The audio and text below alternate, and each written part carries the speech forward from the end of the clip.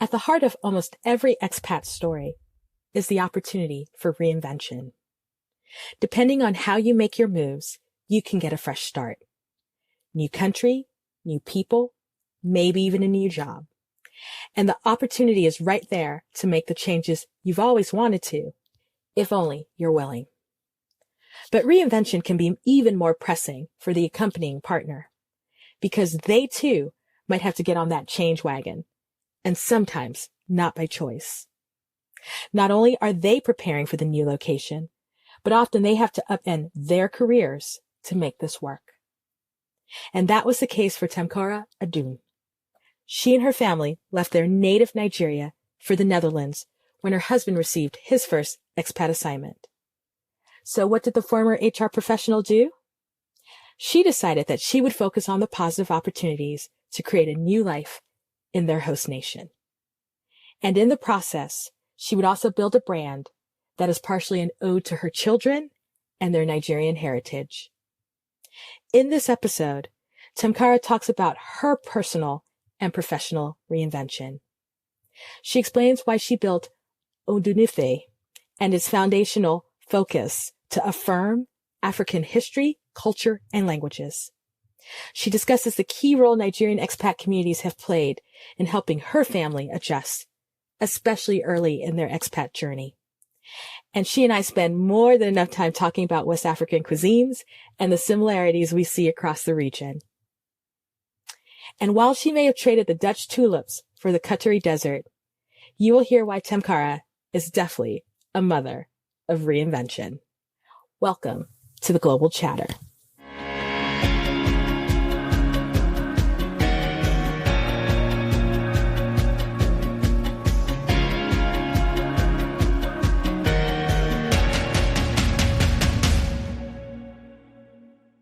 All right. So we are here with another edition of the Global Chatter. And what has been great this season is that, just like our name, I like to bring in a multitude of voices and perspectives onto the show. And I think with our next guest, for many of you, I think she's going to share some information and knowledge and perspectives that maybe you may not always get to hear, especially if you're coming from a Western point of view. And so I am welcoming Tamkara onto the podcast today. How are you doing?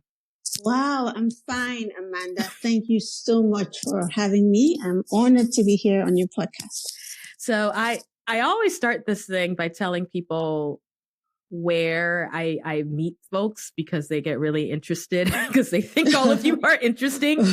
I have been following, and I was going to say, I've been following her on social media for a moment. And as she tells a little bit about her story, it'll become evident why I've been following her, because most people know I come from a Cameroonian background. And so anytime I see Africans that are doing major things, especially on the international stage, I want to bring them on the show because I think our voices need to be heard amongst all the voices that are being shared. And so I am excited to talk to you today. And like I said, I think you've got some things that people need to hear. So my first question with everyone starts the same. Where in the world are you right now? Okay, so at the moment, I am in Doha, which is in Qatar. Mm-hmm. And how in the Middle East. You're right. And I love you because you're like, let me give them the explanation, because some people will go, where is Doha? I actually, spoke with someone and she's in the US and she had no clue where, Qatar was. So I had to explain, okay, do you know Dubai? Right. It's about an hour's flight from Dubai. Yeah. Yes. So that's the reference point for everyone. When I lived there, I said the same thing. They're like, where in the Middle East? And I would either say, okay, it's attached to Saudi Arabia, or do you know where, can you find Dubai? And they go, oh yeah. I'm like, because everybody knows Dubai. Right. So. I mean, I think the UAE has done great marketing. So we all know about the Emirates and the Emiratis. Yeah. Yeah, that's true. How long have you been out in Qatar? So I've been here for 2 years. I love that you pronounce it correctly. It's Qatar, but I say Qatar. Qatar. Yeah. For 2 years. Yeah. I mean, but that's only because I live there. I'm not even going to pretend. Yeah. if I was just being normal, no. But people go, that's why they go, what place are you talking about? I'm like, this is how you say it, but. Yeah, that's the correct. Because I corrected someone once. It's not Qatar, it's Qatar. And they said, no, it's Qatar, So it's good that you're correcting all of us so we get the pronunciation right. Yeah. And, I think when anyone lives in that country, most people live in Doha because that's the big city and that's the most, let's be honest, the most developed of the cities. And so, but I'm curious to hear from you. You are Nigerian. And so did you grow up in Nigeria predominantly? Yes, I was born, I was bred, I was brought up in Nigeria, I got married in Nigeria, had my kids in Nigeria, worked in Nigeria. Okay, so you're Nigerian for fully. I only traveled abroad, when I was an adult. I'd worked for a couple of years in Nigeria, and I was fully formed. So it was pretty recent, when I moved to the Netherlands. It was in 2013, but the rest of my life, was in Nigeria. And I think you answered something that I was just thinking about. Even as a child or when you were younger, did you do any international travel, or was it mostly within the country? When I was a child, it was all within the country, and it was mostly, let's say during Christmas time, you would go to visit the grandparents in the village, or go to my mom's place, my mom's parents' place in Lagos. I think my first international travel was, as an adult, when I started working for a company, and they sent me on a training program. Where did they send you to? Okay. So that was for a company called Schlumberger. In Nigeria, in Port Harcourt, and I went to France, and then I also went to Cameroon, Douala. Okay, so actually, Cameroon. For those of you who don't know, I feel like I say this in every episode, and I actually had a Cameroonian on, so whatever. You people should listen to that episode. Cameroon is to the east, so if you can find Nigeria on the map, Cameroon is right next door to it. So I'm curious, so your first international flight, was it to Cameroon or was it to France? My first international flight, I would say was, I think, that was before I started working at this job. My first international flight, I was married then, and my husband and I went to Ghana, and then we went to the UK. Okay. Well, I think all Nigerians like to go to the UK. Course. And then after that, I started working at this job, and then they sent me to, France. And then to Cameroon. Yeah. Oh no, sorry. In university, I went to Cote d'Ivoire. Yeah, I forgot that I went to Abidjan. Ivory Coast. So. Okay. Ivory Coast. So, but this, this next question I think is still applicable. I like to hear from Africans, especially when their early international experiences are to other African countries. Because often we talk about going west or going east or whatever. What was the experience for you leaving Nigeria and going to Cote d'Ivoire or going to Ghana? Like, did you see similarities in kind of the way you grew up in Nigeria? Or was it like, I definitely know I'm in a different place? Well, for Cote d'Ivoire, for sure, I knew I was in a different place because the language, first of all, was different. It's a francophone country, so everyone spoke French. But I think one thing I recognized was there was still that community. People were open. They wanted to share with you. They wanted to show you, around their cities. They wanted you to come to their house, share a meal with them. So for me, even though it was a new country, that was very familiar because that is what I would do, in Nigeria if someone were to come and visit me. So another thing I noticed was, in other African countries, I would say they're more traditional. I'm from Nigeria. Yeah. And we want to be really contemporary. We want to be really we see what they're doing in America. We want to dress like that, But in countries like Cameroon and Cote d'Ivoire, they had more of a grasp or a connection to their culture. You could see that they were making clothes with their native fabrics. They had this sense of pride in their culture. And for me, that was really beautiful to see as well. You're right. Because when I tend to think of Nigeria, and I, of course, the first place I think of is Lagos, right? It's such a big city and it's such a, I mean, just by population and obviously, being Nigerian, Nigeria just having, the largest African population. at least on the population in the continent. Yeah, I tend to, when I think of Nigerians and the Nigerians I know, I do tend to think of them as being very cosmopolitan and very urban. Yeah. Now, I know Nigeria is big, and that's not all Nigerians, but I think between Nollywood and my family, by the way, every time I go and see my family, they're in the US, by the way, there's always some Nigerian movie that is going on in the house. Yeah. So it's funny to me, and I have Netflix, right, that I'm seeing the films and that are coming out, and they are very much cosmopolitan, that I can see from your perspective, that tends to be, you know, that there's that influence in Nigeria. But then if you go to some of these other countries, you're right, it may look a little bit more traditional in comparison. Is that what you would say? Yes. I would say so, because like you said, Nigerians, you know, if you go to, like, Lagos is one of our most populated cities. And if you go there, people there are so cosmopolitan. When they speak, sometimes you can't really tell if this is someone in America or UK speaking, or if this is a Nigerian speaking, honestly, you know. But when I went to Cote d'Ivoire, when I went to Cameroon, if they could speak, you could distinctly tell that this is an African accent. You know, the clothes they were wearing were usually traditional. You know, some people on Thursdays or Fridays, they would wear their native, you know, attire to the office. And I found it really refreshing. So for me, that was what I noticed. And I really loved to see it, because I'm an advocate for, you know, keeping our culture, for preserving what is uniquely us. So whenever I go somewhere and I see, or whenever I go to an African country and I see people honoring their culture, incorporating their culture into their everyday life, everything they do, for me, it's beautiful. I'm going to ask you a loaded question. Did you have jollof rice in any of those places? But we own jollof rice. Nigeria, we are so there's this competition between Ghana jollof rice and Nigerian jollof rice. And I'm a very patriotic person. You know, I had to. Don't sleep on Cameroon or Senegalese jollof rice. But anyway, carry on. I always ask the Nigerians this question. I'm just joking. Yeah. No, but I didn't have jollof rice in Cameroon. They didn't offer it to me.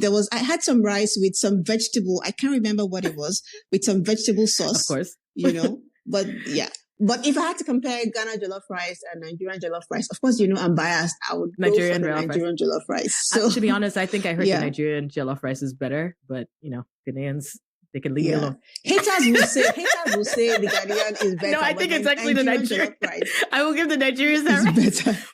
And even with that, like, and especially talking about food, right? Because we so identify with food, even in your travels within those countries, were there meals that you saw that, okay, we eat this in Nigeria, or was it, we have the same ingredients, but we do something different with it? Because I know, for example, in Nigeria, you guys have something, and correct me if I'm wrong, it's called, is it moi moi?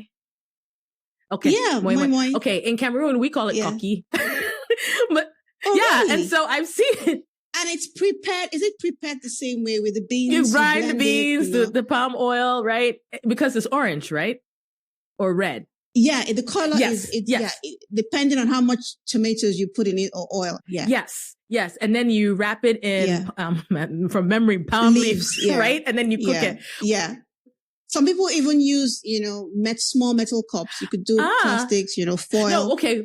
In the States, we use foil because we're in the States, right? But back home, they would use the leaves. Yeah. They use the leaves. So, for example, I remember I was talking to my friend, she's Yoruba, and I was like, yeah, we have this thing.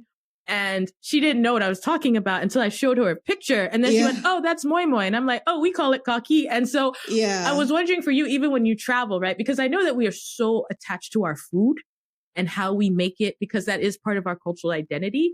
Do you remember if there are any particular foods that you thought, okay, we have this in Nigeria, but we make it different, or we make it the same? Yeah, I would say, you know, in all the African countries I've been to, we have the same staple food. So we have the rice, we have the swallows, like the semovita, the pounded yams and all. But one of the meals that really stood out for me was in Ivory Coast. You know, and I think, in fact, the food in Ivory Coast impressed me in general. And I'm a big lover of plantains. I don't know if you know plantains. Too. What do you mean, do I know plantains? I'm from Cameroon. You know, real talk, I did meet an African who said they didn't like plantains. No, but it turns out they were like, he's going into exile. She was like Eastern, no. So it wasn't even something they ate all the time. I was like, that's strange. Okay, yes. Plantains that are amazing. Yeah. Big bananas for those of you who don't know. Yeah. I'm a lover of plantain. I eat it boiled. I eat it fried. I eat it roasted. Any way I will consume it. So any which way, I was raised in Port Harcourt, and anybody who was raised in Port Harcourt knows our world famous bolly and fish. Huh. Bolly is really just roasted plantains, and it's eaten with spicy fish. Yeah. So it's roasted fish, very well spiced, put in sauce. Yes. So I love it so much. And when I went to Côte d'Ivoire, they have something that is fairly similar, and they call it aloko, and they eat it in a place called aloko drum. So it's a place, like a building or a shack with benches, lots of music, nighttime music. And then you go there and then you can order plantains and you can order roasted fish, and they serve it with, the chopped tomatoes, chopped onions, chopped vegetable. Very delicious. The food is delicious. The ambience is great. The music is lovely. It's nighttime. Yes. So I keep saying to myself, I need to go back to get that experience, because it was so long ago. I was in university, but I still remember how much I enjoyed going to the place for the food, for the plantains and the fish, and also for the atmosphere and the ambience and the people and the music. And I always tell people, don't sleep on West Africa, because those countries on the coast, especially. Yeah. The kind of seafood you can get, the fish. Oh my gosh. Oh my God. And they have what they call brisap. I think I pronounced it correct if I remember. We call it Zobo. Tell me more. Do you know Zobo? Mm-hmm. Zobo is, it's a drink. It's made from these red leaves. I think hibiscus. I'm not sure, but it's a drink. We make it in Nigeria. It's a red drink, and just write it down. Just Google it. It's a red drink made from hibiscus leaves. You boil it, and then you put you could put fruits in it. You could put spices in it, and when you're done, when you've boiled it and extracted all the goodness from the hibiscus leaves and from the pineapples and the fruits, you put a bit of sugar or honey, and then you put it in the fridge or the freezer, and then when it's chilled, you drink it, and it's so healthy, so wholesome, but also so good, And even though I'm Nigerian, I hadn't had Zobo until I went to Ivory Coast, and I had their brisap, and they had this drink made from passion fruits as well. They have the best drinks in Côte d'Ivoire. Now that I'm reminiscing, they have the best. I need to go back. So they had this passion fruit drink. I don't remember what it was because it was so long ago, but the brisap they had was so good. And when I got back to Nigeria years later, I discovered Zobo as well. And I was like, yeah, this drink, I've had it before, many years ago in Côte d'Ivoire. So yeah, this is, let me just stop here because I can go on and on. I'm a foodie. But you know what? Okay. So two things. One, I think I missed the fact, just even as you're describing Côte d'Ivoire, how you could just eat so healthy. Like without everything was so when I was a kid, I'm sure this is the same thing for you. There were mango and guava trees everywhere. And so if you wanted a snack, you would just take a rock. Maybe it was in maybe this thing was in your compound. Maybe it was in somebody else's compound. It doesn't even matter. Just take it, look for a stone. I remember this one time I called my older sister and I said, you remember that one time we went and took mangoes we were eating and we were in the compound and it was at night. So you eat, this is bad. You eat and you don't throw the seed, right?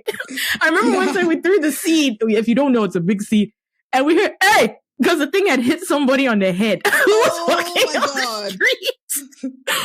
But I miss, just you describing, I miss even the beaches in Cameroon where you would get roasted fish, roasted shrimp, roasted any seafood. Yeah. Because and spicy. West Africans, if there's anything they can do is they can roast the mess out of something. They could roast the fish, the chicken. That's the one I haven't had in a minute.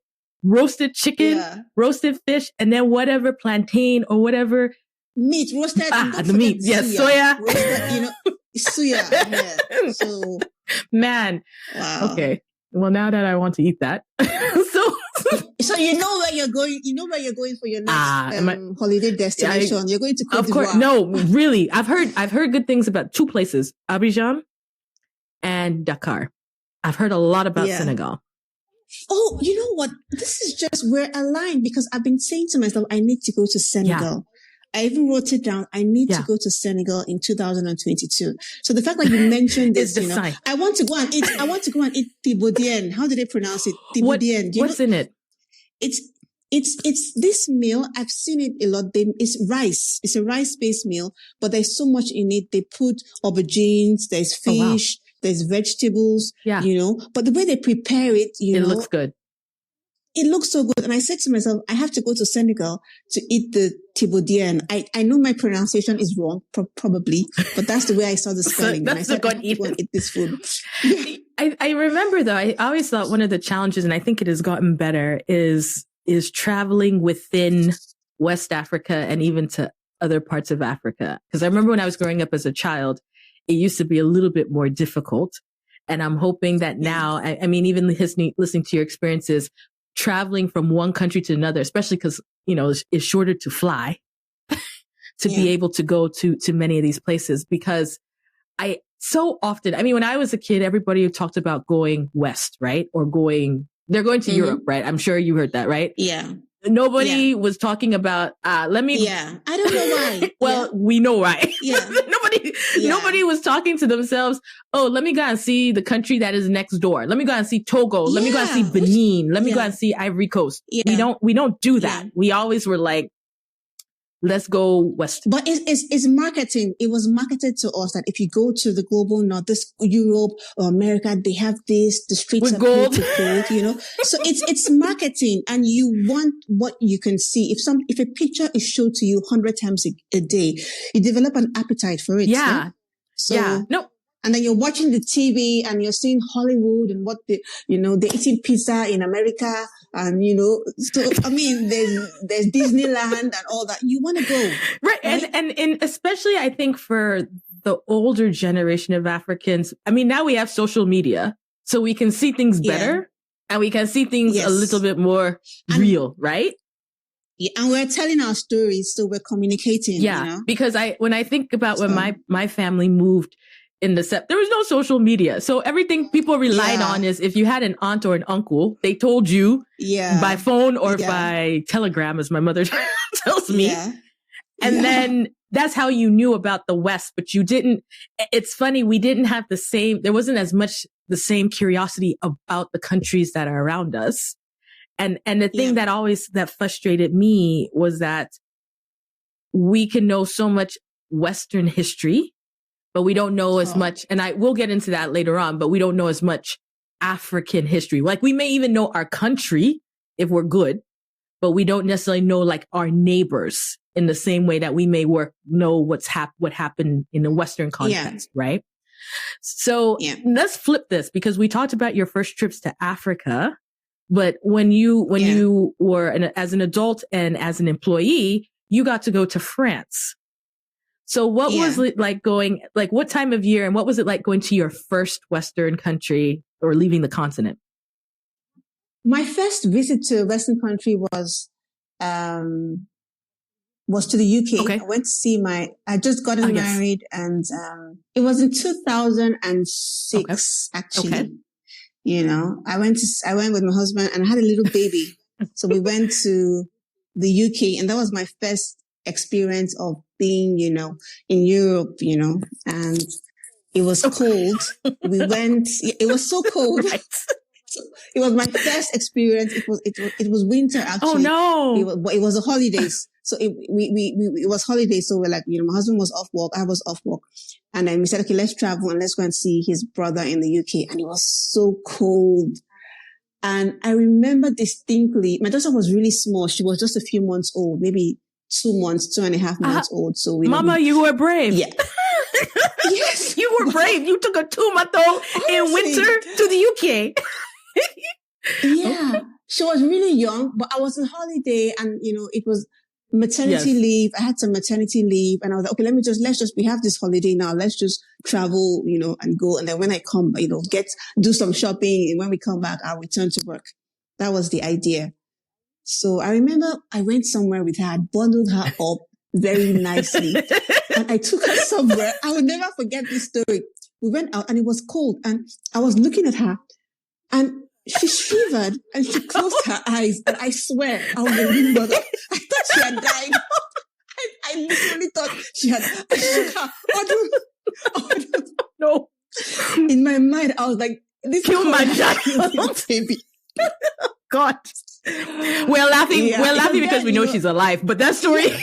Yeah, she's alive. But then, I was a new mom, and everything was a cause for panic, because, I wanted to be sure that, for a second, my heart caught, and I was like, wow, Why did I leave? Why did I bring my child here? What? Yeah. But that was my first experience, abroad, and then with the winter, with the cold, and I was just really impressed with the shops, how big they were, and, everything, and, the transport system, and how, everything seems so organized. And run on time. I know. Yeah. It's amazing. And then I know this is silly, but then the fact that you go out and then it was so cold that when you exhale, there's this cloud of smoke that was like really, for me, it was like, wow, what is this? Can I tell you something funny when you're talking about that? When I was applying to go to university, so everybody knows, in terms of my story, born in the US, but then moved to Cameroon when I was 10 and then came back for university at 17. I was looking at some universities and I was like, oh, the pictures are so nice. There's snow on the ground. It's pretty. Yeah. I'm going to love it. And my mother looked at me and said, you're going to have to walk to school in that. Like they don't cancel. As soon as that woman said that, I started looking at schools where it did not snow at all, where it was in warmer climate. And to this day, but I thank her because honestly, I don't like cold. I have managed to live everywhere where it stays hot. So I don't like cold. So that. No, but when it's too cold, it's stressful. I mean, it's if it's snowy and then, you need to trudge in the snow to get. But first you have to put all these layers on. I'm not built for this. I am built for warm climate. And then, the gray, you wake up in the morning, like it's gray. You go out, you come back, it's gray, And especially, I'm thinking, especially like someone like you who grew up in an area, because I grew up in the same place where the sun is always, you're being beaten by the sun. And the sun gives us energy. When the sun is out, your mood is elevated, you're happy, you feel more energetic. We need vitamin D. Yes. Sun. Vitamin D. Yeah, we actually need it. Yeah, I don't. So, okay. So your first experience is basically where this place is cold, but they have some things that are nice, right? You can see the store. Yeah, they have nice stuff. They have nice things. I could be here, if it was not cold. So I was like, it's really cold, but they had a lot of, for me, everything was just new. Everything was big. Everything was so organized. They had these massive malls where you could go and then you could buy stuff. For me, when I was younger, I loved to go shopping a lot. So for me, the allure was all these shops, I can buy all these nice things, So, I mean, I'm assuming as a Nigerian, though, you probably had friends and family who either had traveled to the UK before or who lived there, correct? Or you just knew people? My mom had a lot of relations in the US. Oh, okay. Actually. Okay. Yeah, but she used to travel and see them, but we never went when we were younger. There's 5 of us. So right, expensive to buy tickets for 5 children. So she would go, and see, her relations, but we never used to go because it was just too expensive with 5 of us. But where I was going with that, though, is that I imagine, though, even just the people you knew, you kind of knew what to expect, right? I mean, maybe you did not know exactly how cold it was, but you knew what to expect kind of going for the first time, correct? No, I knew because I also had friends who, had traveled, who were quite well traveled. So I knew. And then there was TV, there was a lot of information. So it wasn't like it was new. I knew what to expect. I knew that there were sites to see in the UK, so I had colleagues also who were from the UK as well, because I worked in an international company. So I knew what to expect. But then again, as everything new, you have certain expectations, but usually the reality is a bit different and then you just adjust. Yeah. So then how did that compare then when you went to France for the first time? When I went to France is still Europe. So for me, it wasn't, I was older then. And then, for me, then it was a work trip. So I I wake up in the morning and then, we would go as a group, for the training. And after that, either we would have bonding events or would go back to the hotel. So it wasn't like I was going for tourism. I went there for a purpose and, the things that I did were centered around work or group activities. So I didn't do a lot of sightseeing per se. It was just really work. And then after the work, you go back because I wasn't on holiday. But the experience was more or less the same. France is still Europe, so there are lots of similarities between both countries. So then here's where I'm interested in. Later on in your career, you would move to the Netherlands, correct? Yeah. Okay. Yes. So as I always tell people, and I'm sure you know this, there's a difference between visiting a place or a region and living in a place or a region. And so the Netherlands for you was your first expat living abroad experience. Is that right? Yes. Okay. It was. So how was the transition from Nigeria, where you're born and raised, got married, gave birth to children, had been working, and then moving to, and what part of the Netherlands did you move to? Okay. So we moved to The Hague. Yep. Den Haag. Yep. In the Netherlands. And when we moved, we were moving for my husband's work. I resigned my work in Nigeria. So we moved for his work. And when I first arrived in the Netherlands, I wasn't working. Yeah. So it was a time to reinvent myself, now that you're not working, now that this identity you had around your work is gone. Yeah. And it's just you, what are you going to do with yourself? Yeah. So there was that. But for me, moving to the Netherlands was a huge step, very different in the sense that it wasn't just me going somewhere. We were uprooting and upheaving our whole life. Our two kids who had lived and grown up in Nigeria. My son was about 4. My daughter was 8 at the time. Wow. And we're taking them to a new culture. We moved around October, so it was getting cold in the Netherlands. They were moving to a new culture, leaving all their friends, leaving their relations, their cousins, their grandma. And we were immersing them in a culture where the language wasn't even English. So the language was different. Yeah. The weather was different. The culture was different. Everything was different. And I had this responsibility to make sure that they would adjust and acclimatize smoothly without any harm or any disruption to their well-being. So for me, it was a huge responsibility. We were going to have to look for a house, look for schools that they would thrive in. I was going to have to figure out what I would do with myself. Would I find a job? Would I do further studies, Wow. So it was really very different. It wasn't for fun. It wasn't for you sightseeing. Okay, you want to see the sights, have fun, and then go back. This was going to be our new life, and it was huge. I would say it was different than my previous experiences abroad. And how long were you in the Netherlands for? 7.5 years. Okay. And so I guess kind of looking back even on your experiences, if you were even talking to like even a younger you or someone who's like, okay, you're leaving Nigeria, you're leaving Cameroon, you're leaving Ghana. What do you think you did well, or what do you think worked out well, or what did you learn in terms of how to make such a drastic move work, right? Because I imagine, what I know, you left a place where most people look like you understood the culture, you had a shared language, if not multiple languages, right? To a place where you're not in the majority, right? Yeah. And you have a very different experience than maybe some of the people around you, even though I know that The Hague is quite international in many aspects. But it's not Nigeria in terms of what you came from. Yeah. So what do you think that you learned or did well in terms of trying to move your young African family into a Western environment? So there are two parts of this. I'll speak about what I did for myself and what I did for the family. So for myself, I think I did one thing I did well was I created, I was able to be nimble. So I went somewhere new and I said, okay, you're leaving what you knew before. This is an opportunity for you to reinvent yourself, to take stock of what your life has been and see, what possibilities, are present for you in this new space. So you've been one way before. And if you want to do something different, this is a new opportunity in a new space where nobody knows you. You can be whatever you want to be. You can do whatever you want to be. There are really no boundaries or expectations to keep you in a certain space. So I was really nimble to find out, okay, what do I want to do and what do I want to achieve? And I had certain things I wanted to achieve.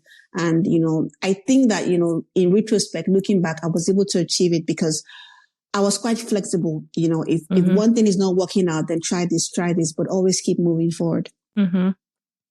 So, for my family, my husband was fine. He moved within the same company. So he knew his colleagues already. It was the same company. He knew how things worked. There were other, Nigerians who had also been transferred, so for him, it was really a smooth sailing and an easy integration. Okay. But for my kids, I wanted to be sure that, I would create a smooth transition for them where they would adjust. I wanted to be able to advocate for them effectively in situations that were potentially minefields or harsh towards them as people from Africa. Because let me just say this. I noticed that, in the Netherlands, they're quite, open and tolerant, but the way they would treat a black child or a biracial child from maybe, let's say, America or the UK was different from how they would treat an African child from Africa. I saw it happen and I noticed it. So I wanted to be sure that I was really present and available to advocate for them when needed, so they didn't have to navigate certain minefields that would distract from their learning process or their adjustment process. And I wanted to be sure that I was able to instill and reinforce African values in them, maintain that sense of stuff. I didn't want them to lose themselves in this new culture. Immerse yourself in the culture by all means, learn about the culture, expand, enlarge your way of thinking, but don't lose the core of who you are, of who your ancestors are, of who your history is, of your place back home in Nigeria, of your people. I wanted them to carry it with pride, like a badge, be able to speak about, the greatness of where they've come from without feeling like they had to shrink themselves or really fit themselves into a mold of what was expected of them. So those were the things I had in mind, when I went there, to ensure that, I was able to be flexible enough to adjust and thrive, and my kids also were able to do the same. And here's the thing. First of all, two things. I want to commend you for being such an advocate, I think even for your children, because I've had this conversation with quite, particularly Black parents, particularly African parents, but non-African parents, but Black parents about moving kids. And as someone who was, especially when I talk to adults who are African, whose parents were expats, sometimes it's very easy for us to be like, the students are in school, the school will handle it, and just be a little bit hands off. And that there may be things in terms from a social or an emotional standpoint that a child might be going through that sometimes, especially like older generations, weren't as involved. And so the fact that you were very conscious. Let me tell you, I've talked to a lot of folks who've kind of grown up kind of in the way your children grew up. And you, I don't want to say you're an anomaly, but you are very much like where I hope we're going with this in terms of being very open and transparent. The second thing is I wonder for you, because you mentioned this with your husband and he was moving within the same company. Did you then, in a sense, already have, because there were other Nigerians who were part of the company, did you already have at least a little bit of a community in terms of that when you came culturally, or was it, no? No, we had. Okay. We had a Nigerian community. And when we arrived in the Netherlands, they would, whenever a new family would come, they would send a delegation. They would come to your house, sit with you, talk to you, tell you, about the schools, tell you, this is the church, tell you this is where you can get Nigerian food from. So there was already a community, around. And it was really helpful for us because we would also have, every now and then we would have parties. On Independence Day, we would have celebrations. So we're always meeting together in community as a collective to really interact, to commune together, to dance together, eat together, visit each other. So that was really helpful as well. they would give you information that was really needed. Right. You want to make your hair. This is the salon where they barb they will barb your son's hair. Well, this is where you go, so we were all, we had this community. It was vibrant. It was warm. It was, welcoming, and it was really helpful to help us adjust as well. And I think that is one of the best things of coming from a more collective society and a community oriented cultures. Is that one thing I have seen is that, at least particularly, this happens with all kinds of groups, but I've seen with African communities across the world where even if you weren't Nigerian, they would be like, okay, we're Senegalese, but we're going to take you in because you're a brother, right? You're a sister. We're a communal people. We exist in community with each other. It's a spirit of Ubuntu. I am because you are. And it really reflects in everything we do. In fact, something? We used to buy things in bulk together and share. Of course. There were these shops that used to sell to business people. We would go and chatter cartons of plantain, everything that we'll now share it. Okay, this is a box of plantain. You and you will share. So that way we were buying things in bulk at cheaper rates, and then we will distribute among ourselves. So it was beautiful for us to find that community, in a foreign, land. And it really helped us, I guess. Well, no, I think it helped you and it helped them, right? Because people want to help other people who we've all been in the same position. If you've ever been in a position where you did not know what was going on and somebody came and said, let me help you. Yeah. I think that's the beauty of, I don't think that should be undervalued in any retrospect, how much we still bring that with us wherever we are in the world. I love that. Yeah. So I think that that's a great stopping point for a break, because I want to talk about, and you, I think if anyone's already listened to you, they can tell how passionate you are about African culture and advocating for African community and whatnot. And so I want to talk about the project that you've got going on and the work that you're doing to keep some of the legacy and the histories of African identity alive. So we're going to take a break, and then we're going to come back and we're going to pick up from there. Excellent.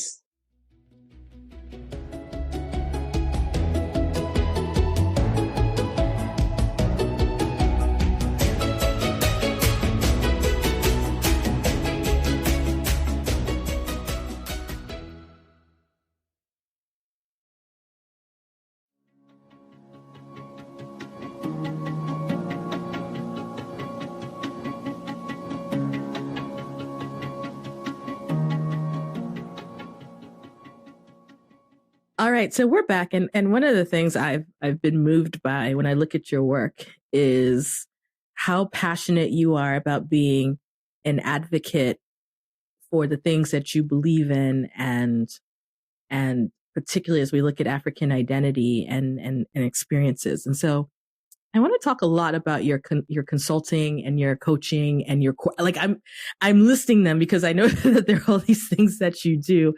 And so I want you to tell me the name of your brand and why you started it. What was the mission?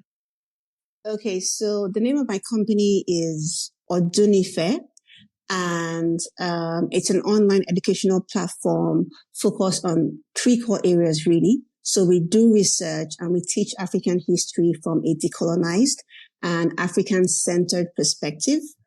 And we also promote and we teach and we advocate for the preservation of African indigenous mother tongues. So we run an African language school at the moment, and we teach about 17 of the major African languages, and all our tutors are based on the continent, because aside from providing a service of teaching African languages, I wanted to look for a way to also ensure that financial resources and opportunities were also being funneled back into the continent. So all our teachers for the language school are based on the continent, and we service and we teach a lot of students all over the world. And then the last thing that we do is that we do audit and development of curricula and educational materials on African history and heritage. And then I do some coaching and consulting on advocacy for parents of BIPOC children, especially in the educational domain. So that's what I do. And the name of the company, like I was telling you, is Odunife. And Odunife is a Yoruba word. So it means year of love. And it's really a tribute and really an honor to my kids, because I named it after them. My daughter's name is Odun. short for Odunayo, and my son is Ife, short for Ifeoluwa. I started this company because when I moved to the Netherlands, I wanted to ensure that I was teaching my kids about their African heritage, about their African history. I wanted them to have a strong sense of self and a connection to the stories of their ancestors. So my journey of teaching them took me down a path of research and learning for myself, because I discovered that before I could even teach them anything, I needed to be educated about my own history, my own heritage. And a lot of the information on African history that I had been receiving was colonized information from a colonized curriculum that I had to unlearn and relearn. So it was my journey of really teaching my kids that took me on this journey to create this company. And I felt it was apt for me to call the company after them. So that's how the name came to be. So, I mean, knowing your background, you were educated in Nigeria, at least up until your university years. I believe you did a graduate degree abroad, correct? While you were in Europe. So let's unpack that, because I don't think people get that. So you just said, a lot of the history you'd received was from a colonized perspective. Yeah. So so breaking it down for people, that means living in Nigeria. Yeah. The education you were getting about Nigeria, where was it coming from? What was the deal? Because Nigeria was colonized by the British. Yes. So our educational system is the British educational system. Yes. So we're not learning about the contributions of the African ancestors. We're learning about the Queen and that they're telling us that Mungo Park came and discovered, something in Nigeria. They're teaching us that, the people that colonized us were the ones that brought, civilization and education and spirituality and good roads. So, I mean, even that good roads. Hold on, in Cameroon, even that good roads. Anyway, sorry, carry on. But I question the good roads. I question it as well, because even before they came, we were civilized. But before I go there, the way we are taught, you begin to feel like knowledge and progress and education and everything good resides outside of yourself. That's what the educational system teaches us. Everything good that we have comes from outside.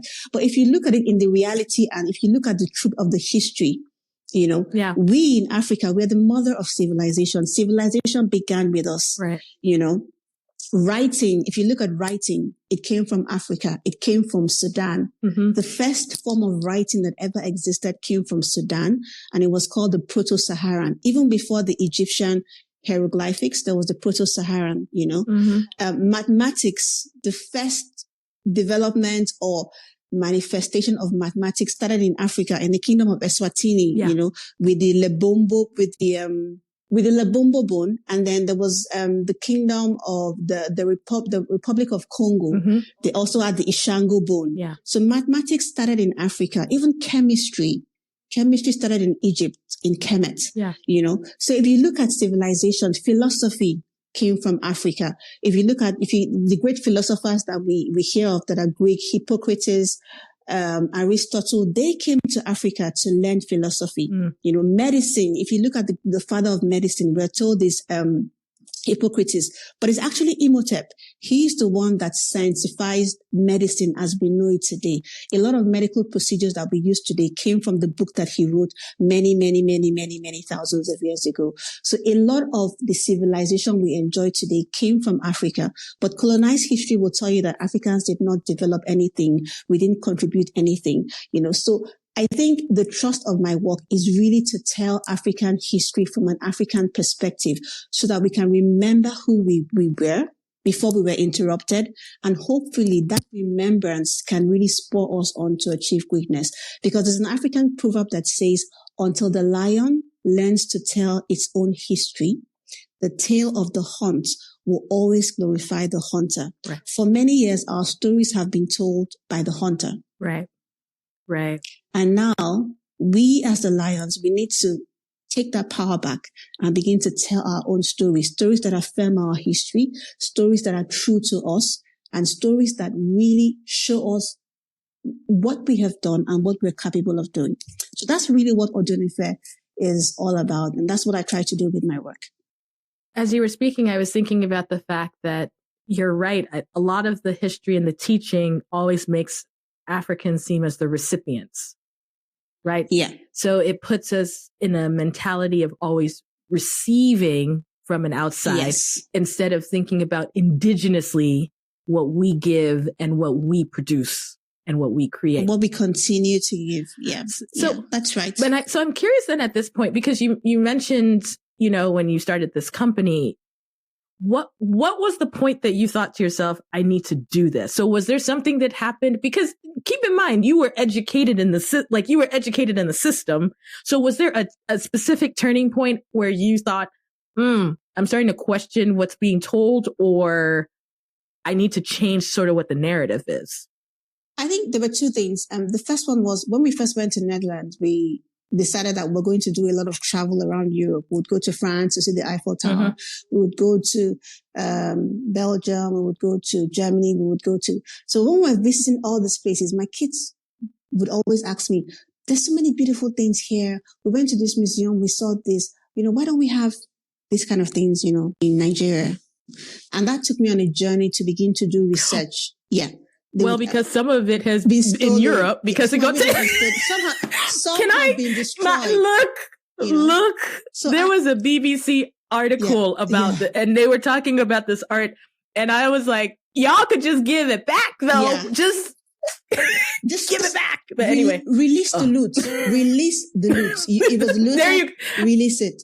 Yeah. So I had to begin to, do some research to show them that, look, we do have these things, and we did have these things. Some have been stolen, some have been destroyed. And that took me on a journey to also do some research about the Great Wall of the Benin Empire, which was 4 times as long as the Great Wall of China, was also in the Guinness Book of Record as I think it was the biggest or the greatest man-made,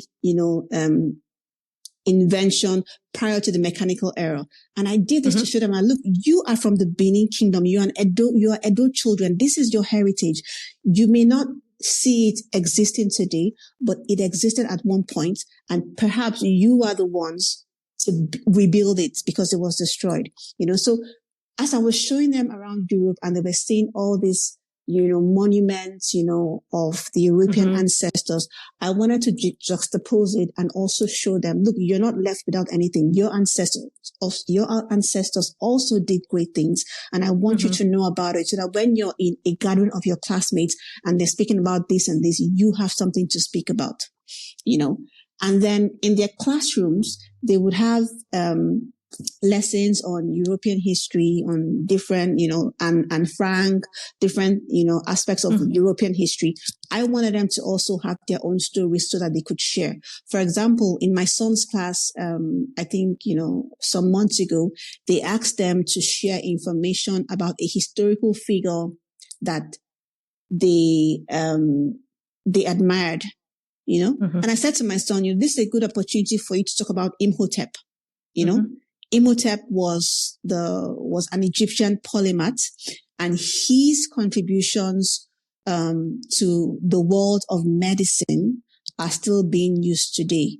There's so many medical procedures that doctors use today that came from him. He wrote this book called the Edwin Smith Papyrus that detailed so many diseases of the liver, of the lungs, of the body, and he detailed the diagnosis and the healing methods. And that book is still being used today, in medicine. So he laid the foundation of modern medicine as we know it today. And I wanted my son to tell his own story as opposed to looking for somebody from, mainstream history to talk about. So, I think the impetus for me to answer your question was I really wanted my kids to not feel like they didn't have a history they could be proud of. I wanted them to know their history, to be proud of it, and to be able to talk about it, even in a classroom environment. What was for you, even on this journey, what has been the most surprising thing you've learned as you started to do your own research and build this company out? I think it was about how much I didn't know as well, and how much my view of history and of my African identity was colonized. Because for me, as I was trying to teach them, I realized I was the one that needed to teach myself first, because there were so many layers of information that had been distorted and fed to me, and I had internalized it, and I had to really unpack it, and begin to see my history and my ancestors in a different way. Because prior to this research, I'd always felt, I'd bought the Kool-Aid, I'd felt like, development, civilization, everything came from the West, and I hadn't really had a lot of access to information that told me otherwise, that told me that greatness came from my people, So I think the most important thing was for me to first decolonize my mind and my understanding of history, before I could do that for my kids and for the people that I work with. So I guess for someone listening in, what would you say? Because I understand where you're going, but what would you say, or what does it mean to decolonize your mind? So like, what does that process look like? Or not even if it's a process, but what does that experience look like, for at least for you, or for at least your children and the folks you work with? I think that, the first thing is to realize that a lot of times, a lot of the information that we're receiving, first of all, is by default colonized, especially historical information, because it's usually written from a whitened lens, from a whitewashed lens, and for me, the first step was, in every piece of information I would receive, I had to begin to ask myself, okay, whose voice in this story is being heard? Because in every story that you hear, or in every narrative that you consume, there's a predominant voice that is speaking. Yeah. So I had to begin to ask myself, whose voice is being heard? Whose voice is being suppressed or denied or being relegated to the background?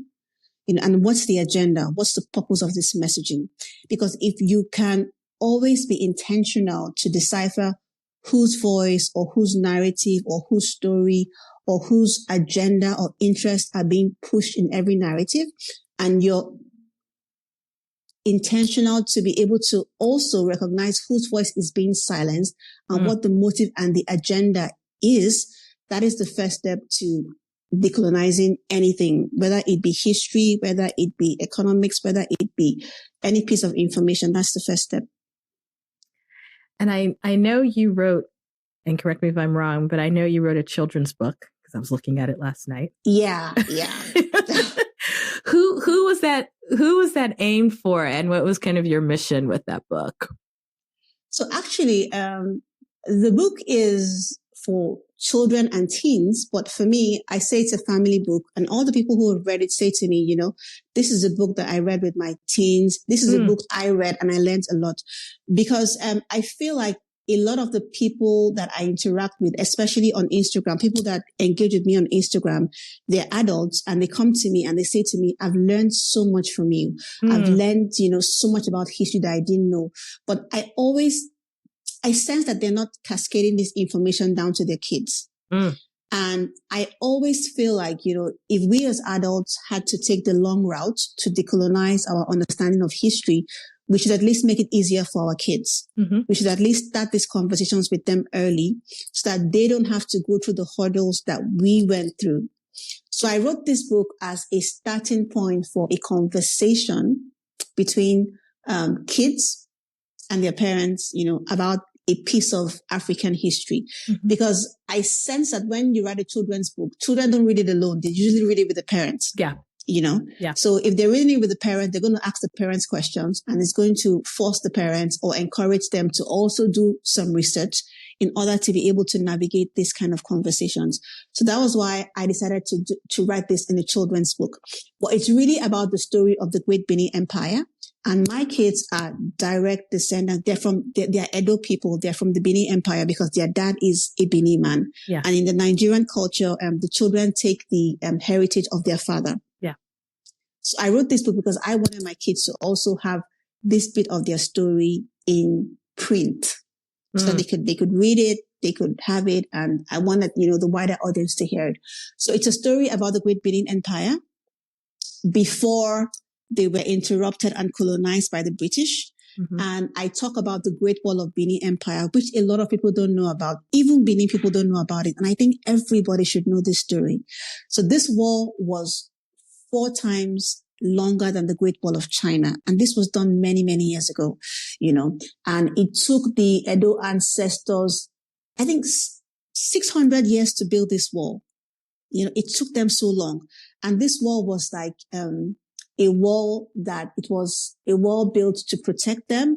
It was a wall built, to just show off their glory, to show off their skills in architecture, in mathematics. And they were very proud of this wall. And the British came in the year 1897 and they totally destroyed and decimated this wall. But I still think that the story of this wall needs to be told because it's such a beautiful story of African excellence and greatness. Before we had tools, modern building tools of today, they built this wall with the local tools that they had. And it was such a magnificent wall that it got into the Guinness Book of Record as the longest and the greatest wall that ever existed at that time. So that's why I wrote the book, so that kids could have information about this bit of history in an informational, educational, and in a very fun way. It's a really fun book. There are really great pictures. There's a bit of history. There's a bit of culture. There's a bit of language in it, but I wanted to pass the message along, So that's why I wrote the book, as a labor of love, to share the information, for my kids, for myself, and for people all over the world that may be interested in, a different version of African history beyond us being the recipients of the paternalism of the West or of the global North. And I think it's important that the audience understands that you have created content that is African centered, but yes, it is available to anyone who has interest. Would that be accurate? Yes, it's accurate. I always say to people that African history is world history because, the world did start in Africa. And apart from that, we as Africans, we've learned European history. We've learned American history. So in the spirit of reciprocity, it behoves, everyone to learn our history as well, So, and then, just expand your mind, beyond what the mainstream narrative will have you believe about African history. Wouldn't you want to hear an African story from an African perspective? And I, like I said, the thing that I'm, in addition to the fact that you are working and documenting this for parents and children, is the fact that there are language opportunities and courses as far as for indigenous African languages. And I mean, basically you're like the Duolingo of the African girl. Still trademark that. You're like the Duolingo of African languages. No, but something about me. I create things that I need. If I need something, but why else will you create it now? Of course. Yeah. Go ahead. But I'll take it, Duolingo. Yeah, I'll add it to my LinkedIn profile. And, I mean, there's trademarking, but to be very honest, I mean, I've been doing this stuff for a while. I think you're one of the few. There's maybe only one other person I can think about, but it's not to the scope that you're doing, to be honest, that is looking at African languages and sharing the knowledge and being able to teach people at least basic conversation. And so, yeah. I mean, you have a thing, to be honest. Yeah, and you know who would even be interested? I'm saying this now for the people who are listening. All of us too who have African parents and did not get the language. You're correct. But do you know something that I found? Because sometimes you start doing something and you're targeting a particular group, but you have this pleasant surprise where people you didn't even think about come to you. There's this demographic that I've been working with and supporting that I never even imagined. So I have some parents who come to me and they're interracial adoptees. And they come to me and they say, you know what? We've adopted this child or these children, and we want them to have a sense of their culture and their language. And so these children, we're able to give them something that their parents are not able to give them by virtue of the fact that the adoption process was transracial. We're able to teach them their language and also a bit of the culture. and since they're interacting with teachers in Africa, like we have these 2 students in US, and they're learning Amharic. It's an Ethiopian language. And the teacher is in Ethiopia. The teacher is able to, in Ethiopia, is able to, for some of the lessons, she goes out so they can see what Ethiopia looks like, to the shops, to the market, and they love it so much, So I never imagined that this demographic or this group of people would need this service. But now, I'm not surprised, because even with the Black expat, some of the families that we have that have followed and reached out have actually been, to your point, families that have adopted Black children. Yeah. And they are expats as well. So they may have adopted a child in a country they were in, or they adopted them in the States or wherever, and then went abroad. Either way, there is I know you don't think about it because it's not your life, but I am not the least bit surprised that there would be a special for transnational, international adoptees. Yeah. And then we have a lot of our brothers and sisters, who their ancestors were taken away during the African Marfa. The African, I call it Marfa because that is what it is. And a lot of them have done DNA testing to find out exactly where their ancestry lies. Yeah. And when they find out information, they say to me, you know what? I feel like our language was stripped away and taken away from us, and now I want to reclaim it. So they're able to come, and they may never reach, intermediate or advanced level, but at least they learn the basics. Yeah. They're able to learn the culture. They're able to get some connections. There are even some that say, you know what, I need a Yoruba name. We had this teacher who was always, they would come and they would say, you look like this. So I think this name would suit you. And he would give them, Yoruba names and all. So it's, for me, I love to do this, and, I'm happy that, I get to do something that I enjoy doing, and I get to support people, and I also get to learn in the process. I say to people, I don't know everything. Yeah. I'm on this journey of unlearning and learning, same as you, and, there's some things I don't know, you can teach me, I can teach you. And this is how the reciprocity goes. We teach each other, and we build this community of knowledge sharing, of learning, of togetherness, Man, look, girl, your story, you got me all excited. I'm like, I need to go sign up for a class and see what language I need to learn real quick. Because my issue always is, I used to hang out with a lot of Nigerians in university. And I remember this one time, this woman came up. It was somebody's auntie. She just assumed I was Yoruba. I'm like, madam. And then you look I know, but I'm Cameroonian. That border now. I could. Yeah. So here's the funny part. She started talking to me Yoruba, and my friend told me, was like, auntie, she's not Yoruba. Then, proper Nigerians, she got mad at me that I was not Yoruba and started yelling at me. And I'm like, but you're the one who came up to me. I was minding. How dare you not Yoruba? How dare you? The audacity. But, hearing your story and the work that you shared, man, I am going to encourage everyone. We've got all your website links, all your social media. So that is going to be up on our website, and it's going to be in the show notes. I know that you've got a great offer going on, and I'm going to put that information as well, because I know for a fact there are listeners who will want to get this information, and they will want to work with you. And so thank you for coming on to this podcast, even with all our technical difficulties that y'all are not going to hear about. Thank you for having me. I enjoyed it. Thank you for having me. Thank you for having me. I really enjoyed this conversation.